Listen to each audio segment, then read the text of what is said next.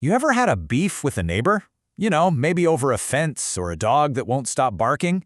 Well, get ready for a story where a simple, everyday disagreement about where to keep the trash cans completely spiraled into a multi-year legal saga that cost a ton of time, money, and I'm sure a whole lot of sanity.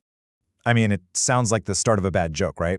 But this case is actually a fascinating lesson in rules, responsibility, and the incredibly complex world of homeowners associations. So how on earth did this happen? Let's dig in. All right, so on one side, we've got our homeowner, Mr. Douglas Dewar. All he wants to do is build a little enclosure for his trash cans. Pretty simple. On the other side, you have the Gainey Ranch Community Association, the big master HOA that makes the rules for literally thousands of homes. A simple request, a powerful organization. What could possibly go wrong? So here is where it all kicks off. Back in 2007, Mr. Dewar sends in his plan for the enclosure. On January 23rd, his local, smaller HOA, the Golf Villas, says no, denied. But, and this is the absolute kicker, the very next day, the big master HOA, Gainey Ranch, approves it.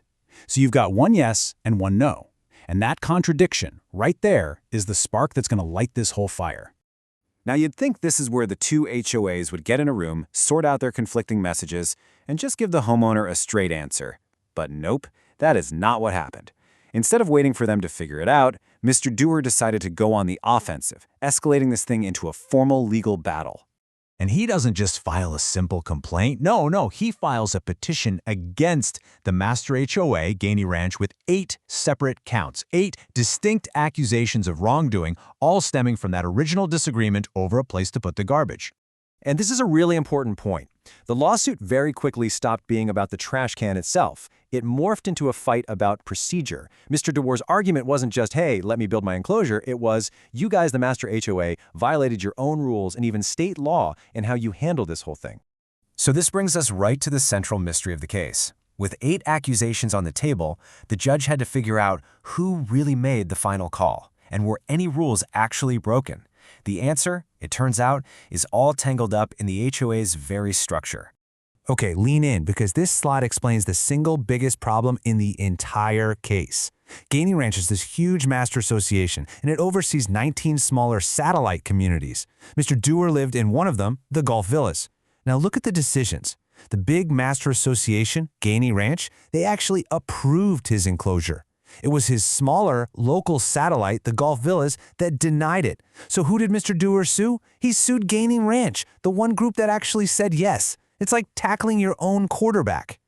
Let's just look at count 1, the very first accusation in his petition, which really sets the tone for everything. Mr. Dewar's primary claim was that the master HOA, Gainey Ranch, refused to approve my application. But when the judge looked at the evidence, the paperwork was crystal clear. Gainey Ranch did approve it. The denial came from the Golf Villas Association, which wasn't even a party to the lawsuit. The entire foundation of his case started to crumble right then and there. All right, another one of his major arguments, count 4, was all about being left out of the loop. He claimed the Master HOA Board had a meeting about his case on March 22nd, but they didn't let him attend. He felt like his right to be heard was totally violated. The judge, though, saw it differently. He looked at the rules, and the rule that says a homeowner has to be present, that only applies to an appeal hearing. This meeting wasn't an appeal hearing, it was just an internal meeting for the board to coordinate what they were doing. So while Mr. Dewar felt he should have been there, the HOA's own rules just didn't require it. Another count, poof, dismissed. The case also took a deep dive into the real nitty-gritty of HOA governance. After this whole dispute started, the HOA decided to amend its rules to make the policy on trash cans clearer, and Mr. Dewar challenged the very process they used to do it. See, he argued that the vote should have happened at a physical meeting with everyone there. But the judge looked at the procedure and found it was totally valid. The board approved a ballot, they mailed it out to all the homeowners, and they collected the votes by mail. The judge said there was nothing in state law or the HOA's own documents that said they couldn't do it this way. It was all by the book. So after painstakingly examining all 8 counts, one by one, the judge came to a single, powerful conclusion. This quote from the final decision really says it all. The petitioner, Mr. Dutoit, he just couldn't prove his case. He didn't have the evidence. And so the final verdict was clear and absolute. The petition was dismissed. Not just 1 or 2 counts, all 8 of them. The whole thing. After all that time and effort, the homeowner's legal challenge just completely failed. Now, as a final little twist, even though the HOA won the case, the judge denied their request to make Mr. Dewar pay for their lawyers. And the reason was a legal technicality. An administrative hearing like this one isn't considered a formal action under the law that would allow for awarding fees.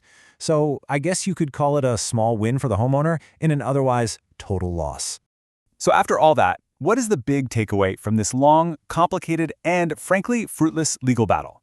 It all comes down to one of the most basic principles of law. You have to bring your fight to the right person.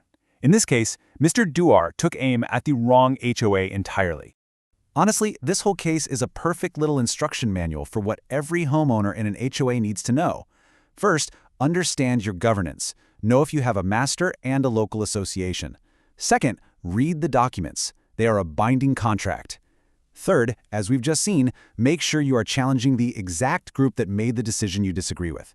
And finally, remember that a minor procedural hiccup doesn't automatically mean a decision gets overturned. This entire case probably could have been avoided with just a clear understanding of the rules from the very beginning. And it leaves us with a critical question for any homeowner, current or future. Before you make one of the biggest investments of your life, have you actually sat down and read the rulebook? It might just save you from your own trash can lawsuit.